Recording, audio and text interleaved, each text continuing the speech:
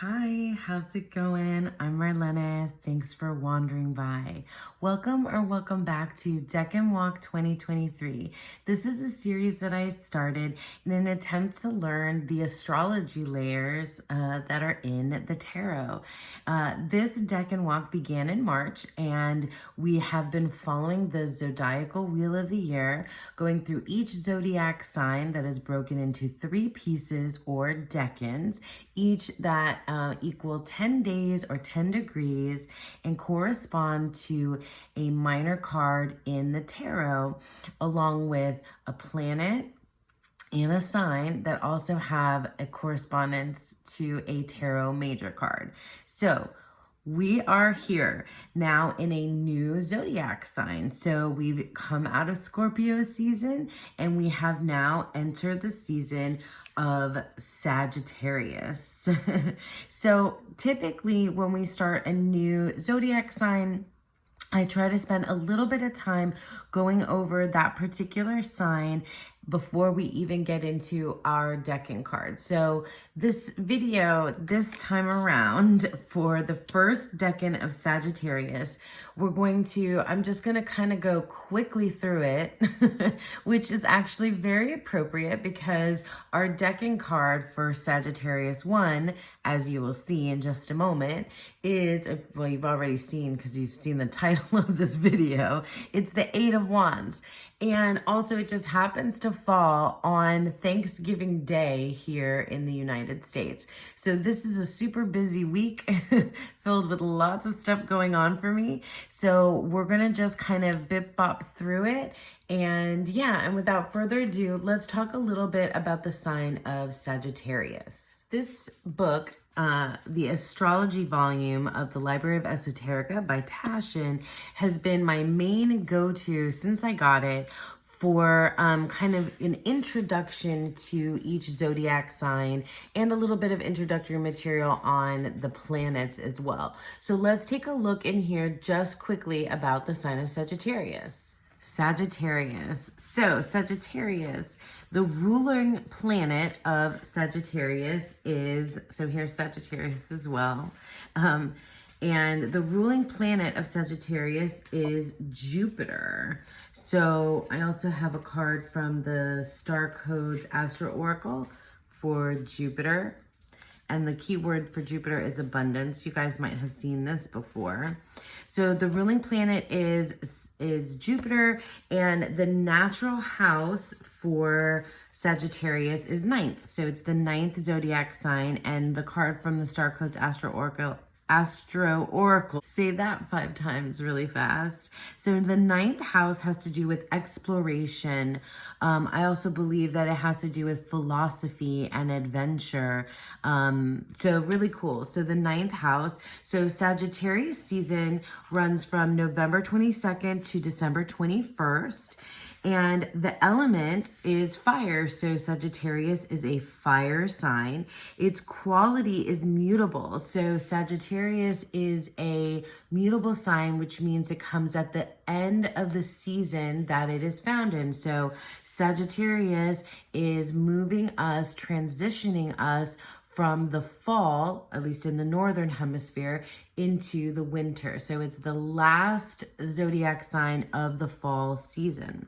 It's a fire sign. Its duality is positive, so, or masculine, depending on where you read. Its polarity is Gemini, so 180 degrees away from Sagittarius is Gemini on the wheel. And the tarot card that corresponds to Sagittarius is the Temperance card. And so this is our Temperance card from the Divine Decan Tarot.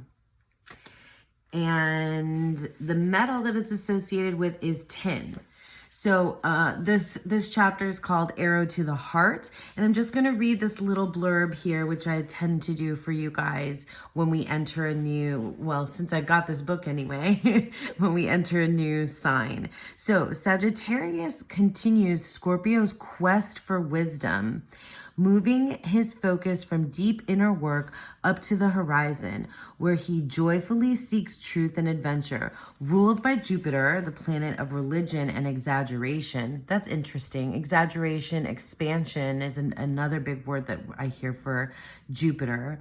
Sagittarius readily forms beliefs and philosophies. So yeah, the ninth house, Sagittarius is also an adventure seeker, often associated with, I pulled this also, because Sagittarius is also associated with the centaur, with Chiron, the archer. And so that's, the glyph that you see of Sagittarius is the arrow. And you'll often see these depictions of the centaur with the bow and arrow. This book is amazing. This artwork is amazing from, there's some ancient, pieces, all different kinds of time periods up through modern artwork for Sagittarius. So yeah, so let me dip into the tarot and astrology book real quick to give you a little bit more insight into Sagittarius and the link with the Temperance card. So just briefly, friends, I want to go through in this book, Tarot and Astrology, to discover a little bit about the link between Sagittarius and the Temperance card. It was a little bit harder for me to kind of wrap my brain around this. But in any case, let's kind of go through this together just real quickly. In most tarot decks, the Temperance card depicts the alchemical process of blending and mixing disparate elements. So wet and dry, hot and cold, male and female. There's no end to the various combinations and permutations we can explore. And in most cases, the adventure of discovery is more fulfilling than any final result. So the Temperance card is often seen as the alchemy card. In Thoth, it's called art. So for Sagittarius, the sign of long distance travel, higher education, and philosophy, the journey is also more important than the destination. Sagittarius is always chasing the adventure and excitement that awaits just over the horizon, whether that borderline is literal or figurative. The Archer of Sagittarius is a wily creature, a restless adventurer, and offbeat philosopher. Half man, half horse, right? So Chiron in Greek mythology. He's a seamless blend of man and beast. So there's a duality there as well. And that's another piece that connects us with Sagittarius, right? Let me grab the art card because that's really, yeah. So, the duality, and not just the it's not just a blending of two, it's really a testing of duality. And I think that I was talking about this the other day with my partner because I was explaining about the Temperance card and how often I see folks use the word balance as a keyword for temperance. And I disagree with that keyword, or I just don't use that keyword. It's not the one that I would pick. That's a word that I would pick for justice or the Libra card, right? But for temperance, for the art card, because of the alchemy that is in this card, alchemy is a great keyword. But for me, it's like, it's about the testing. It's about not necessarily balancing two different things, but testing those things and bringing it to its breaking point. And then I started talking about what I'd heard from the podcast. So I listened to the Fortune's Wheelhouse podcast, and I listened to the episode on Sagittarius, and talking about temperance, right? And tempering things. And I always ask my partner about tempering metal. He works with metals. So I always want to find out from him what that actually means, because I don't have the understanding of temperance in a literal, like, physical way, because I've never tempered anything except for maybe chocolate. So that's another thing. So like when you're tempering chocolate, you're bringing that that material, you're bringing that food, you know, from the coldest point, from the hottest point to its coldest point. So it's a testing of that particular ingredient. And the same is kind of true with metal, although like I still don't fully think I understand the process of what tempering means. But in any case, the archer of Sagittarius is this blend of man and beast. He's a happy-go-lucky explorer who travels the world in search of honest and visionary companions. He is enthusiastic, independent, footloose, and fancy-free. So there is a connection between, you know, Temperance and Sagittarius. But I, you know, was really interested to learn just more about Sagittarius. There's this idea of a teacher and a healer with Sagittarius. The word here for Sagittarius is expand. So that's also something that you think of in terms of Jupiter. It's Sagittarius's ruling planet. Let me put Sag right in the middle here. Sagittarius is also known for, you know, like in the 9th house exploration. Chiron is a healer. And so that centaur was known for being, Chiron was known for being the mentor and teacher of all the Argonauts, I want to say. I'm pretty sure. And also a healer, right? And so I think you see in some like modern day, you know, retellings of Greek myths, I think in the Magicians, the TV show Magicians, the centaurs are like doctors, they're healers.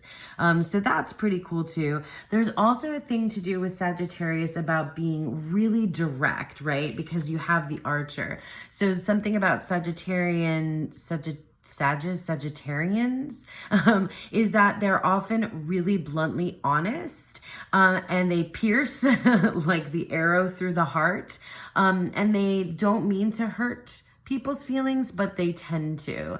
Like if you think of, and I think it was Emma Moline and Susan Chang that were talking about this on the Fortune's Wheelhouse podcast. That the difference between like the blunt honesty of a Scorpio versus the blunt honesty of a Sagittarius is that Scorpio knows that they're going to wound you and they kind of don't care. They're just going to do it anyway because that's the nature of the beast, of that beast, of Scorpio. And then a Sagittarius is really just not, it's really not with malice, right? There's no malice involved. They're just bluntly honest and they just say all the things. It's just a fraction of what, you know, you can really understand about Sagittarius and as a sun sign personality, which is not something that I've really delved into very much in this series. I've learned a little bit about the signs as I've, you know, gone along, but really the connection between the sign and the tarot card that it corresponds to is what, you know, what matters to me the most. And I still feel like there's more for me to try to wrap my brain around with Sagittarius and Temperance. I mean, the Temperance card in and of itself is still kind of a bit of a mystery to me, which I think it's because alchemy is kind of a mystery to me, and I don't know enough. So it's something that I still want to continue to learn. All right, so that's it for like kind of understanding Sagittarius. Let's talk about the Decan card now. All right, so welcome to the first decan of Sagittarius, which is Mercury in Sagittarius. And here is our decan card, which is the Eight of Wands. So it's Mercury in Sagittarius, mutable fire. We already talked about how Sagittarius is a fire sign, and it is mutable because it comes at the end of its particular season. So it comes at the end of the fall season and it helps us transition into the next season. It is the Eight of Wands and it is the Lord of Swiftness. And you see the word swiftness on, well, we'll look at the Hermetic Tarot and we'll look at the Thoth again as well. So this decan runs from November 23rd through December 2nd. And so I always kind of mention to you guys that these days can vary by a day or two, and I just usually go with what's here on the card. So we've seen that Sagittarius is the Temperance card, and we've already talked a little bit about that connection. And we also know that the planet has a major card that's associated with it, and we have seen Mercury before, which is the Magician. Okay, so the Eight of Wands is probably, okay, so it's funny, to me, from the time since I've begun reading tarot, the Eight of Wands, just like artistically and its composition, has always felt like the most boring of all of the tarot cards. And it's not the meaning behind it that I find boring at all in any way, but rather the depiction of the Eight Wands flying through the air, pretty much what you see standard in any deck that is inspired by the Waite-Smith. I rarely see a deck that goes wildly different places from here. There's always some kind of momentum being shown, whether it's the Eight Wands flying across, fireworks of some kind, matches, something to do with some sort of fire, element, but racing across the sky. Those, I would say fireworks is a little bit more interesting to look at than these Eight Wands, but they're usually never people or animals. If there are animals depicted, it's usually some sort of like flying, moving quickly, animal in its momentum, something like that is usually what I see. And I just usually am bored by this particular depiction. But when you think about, and this is what I always like to do when we're talking about the decan, is we want to take a look at how these two majors coming together equal this minor card. Now, I'm not going to dive into all of the books because I, just don't have time for all that. Although I did do all my reading, my required reading for my class here.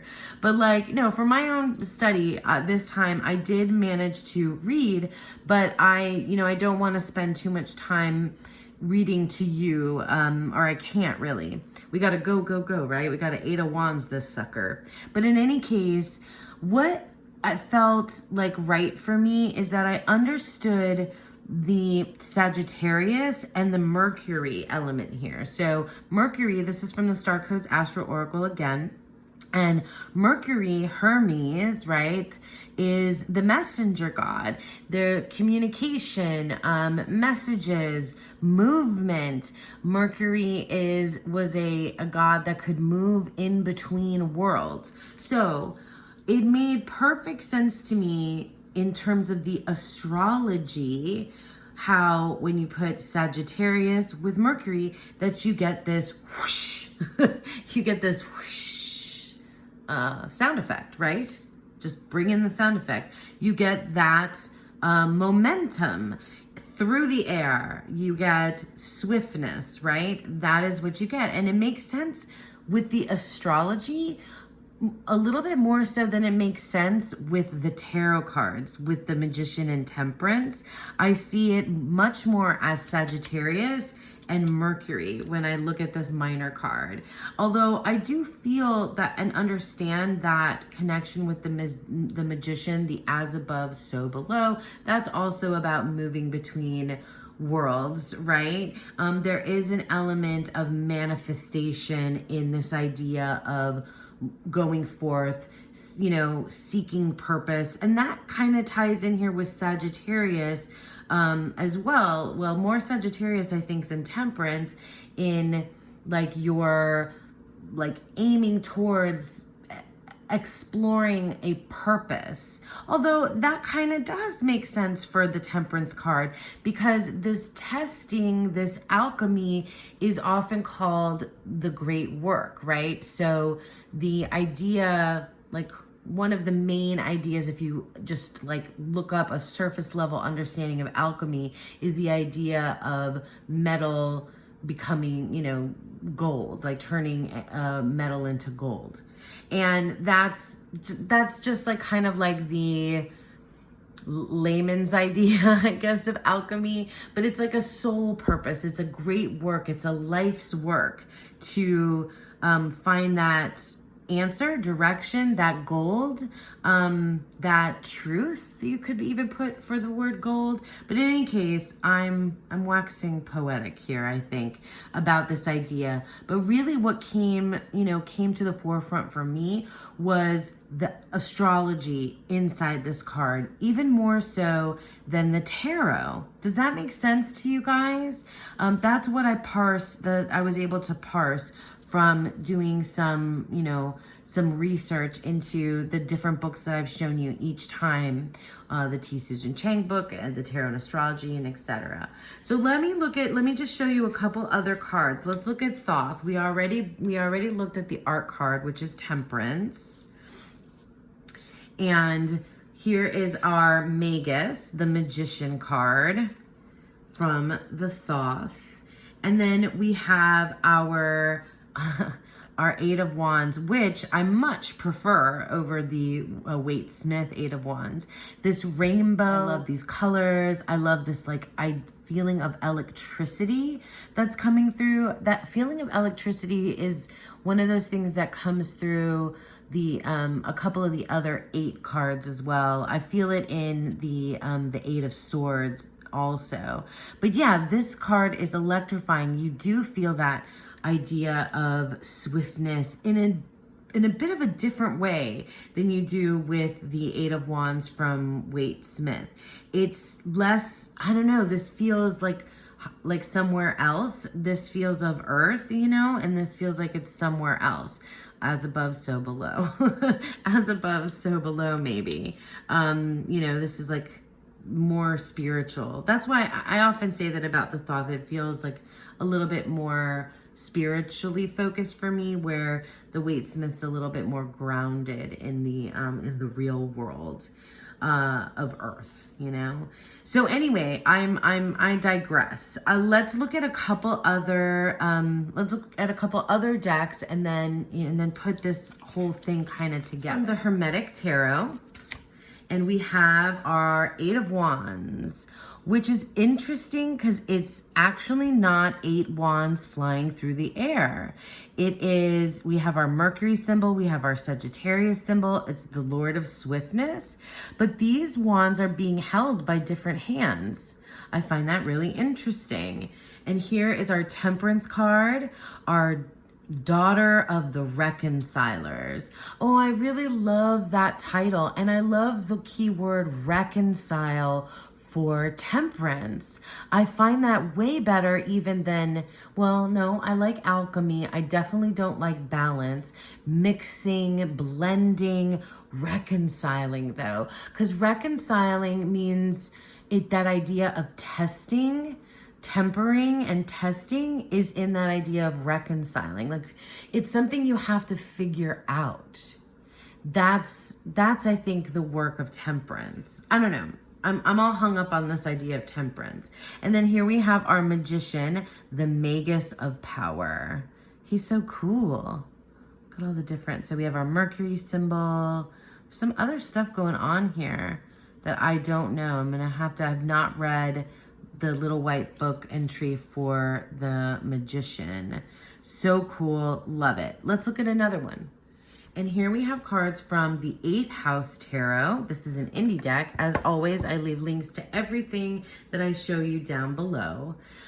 Here is our 8 of Wands, 8 of Fire, Mercury and Sagittarius, matchsticks on fire. Are they matchsticks or just, I don't know, like torches flying through the air, suspended in the air. I don't even know where, this is like a surreal kind of backdrop too. So it's very Waite Smith, I would say. And then we have our Sagittarius card, Temperance. And we have this like, oh, this is interesting because it's like bubbles and 2 cups, and like the liquid is moving. Is it moving from one cup to the other? Maybe, kind of. And in the middle, we have the words and breathe. And breathe. I guess for me, that suggests that this like process of this blending, this mixture, is something that needs focus and meditation, or produces anxiety, so you would need to breathe to focus with it. I don't know, I find that interesting. I have not read the guidebook for this deck at all. That's really cool. I don't know, I guess it's that idea of blending, I don't know, it feels more like focus. Breathing to me always makes, the word breath or breathing always makes me think of like focusing, and calming down in some way. And then we have our Magician card, which we've seen before, which is really cool. It's these hands, we've got our hand pointed up and our hand pointed below. We have our lightning striking kind of as above, so below. And then we have our 4 elements. So we have our earth, we have our water, we have our air, and our fire. That shows us, the Magician's tarot tools, right? Are there represented by the elements, which I think is pretty cool. But this is very, it's a modern take on Waite Smith. And I dig it. I do feel, I don't know if I feel the, the Archer kind of quality in Temperance at all. Like that's the thing I'm missing, that I feel like I'm missing as Sagittarius, because I do feel Mercury in the Magician, and Temperance not as much. Like Libra, is justice. Like that just feels so connected. Some of the major cards that are tied to their sign just feel so right, and some of them I still kind of have to like put it together. The way that I understand Mercury and Sagittarius, the 8 of Wands, it feels like it's tied to this idea of these messages, right? Or this movement and momentum. There's movement and momentum here as well, but it feels like it's involved in something bigger than us, bigger than just ourselves. It's more like a purpose. That's how I feel about Mercury and Sagittarius, 8 of Wands.